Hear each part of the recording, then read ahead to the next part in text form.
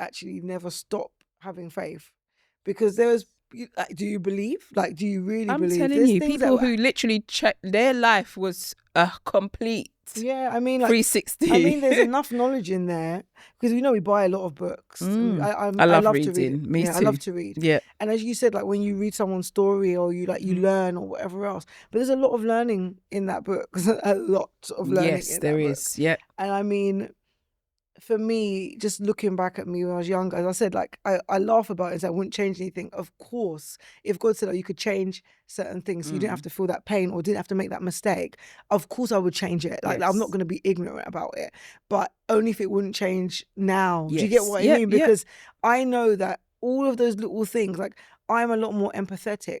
I'm less judgmental towards people because of things that I've passed through. Do you understand what I mean? Like, if I didn't go through that, then I would be a certain way over there. I understand what it means to struggle. I understand what it means to be living by yourself, like, and struggling, or to have like your electric key and all of these type of things that I've navigated when I was a teenage parent. Like, just learning about money and employment and experiencing racism in the workplace and all these different things, and things that I'd had to navigate with Christ, and understanding what it is to be a woman, and learning, that's what it is to be a woman. And that's what it is to be a wife. Okay. And that's what it is to be a good mother.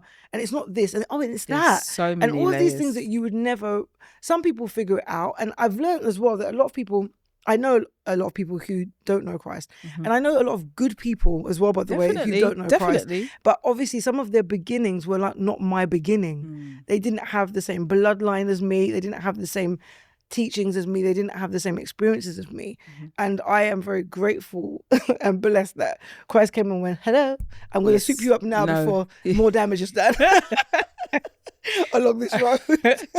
I'm just thinking of Amazing Grace, basically. And he saved a wretch like us. Do you know what I mean? And I always say, I give this, I said, people know this Janine, they don't know Janine BC, and by BC, not as in like the Jamaican patois BC, but the before Christ. Hopefully not that. No, I always have to just clarify that that's what I'm talking about, because the Janine before Christ was very different. Yeah, of course, but we were broken, and I think there's something about the knowledge of knowing that you were broken, and it's actually okay that you were broken and you made mistakes and that you done things differently. There's certain things that I wouldn't do now. When I was a child, I acted like a child. It's the scripture, and that is the truth. When I was a child, I acted like a child. I didn't know anything. So there's good children, as we spoke about. There's naughty children. There's misguided children. There's leaders who are children. There's so many versions of what a child is.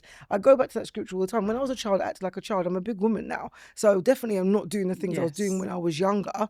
And I was hoping that, there's a lot of people who would have matured to that level. But I realized that actually God, love, Christ, guidance, the word, fellowship has been the transformation in me, because maybe there will definitely be certain ways, maybe I would have grown out of certain habits or certain ways, but I can't testify to that. I can't accredit myself with that much power or maturity, because I don't know my life without Christ now.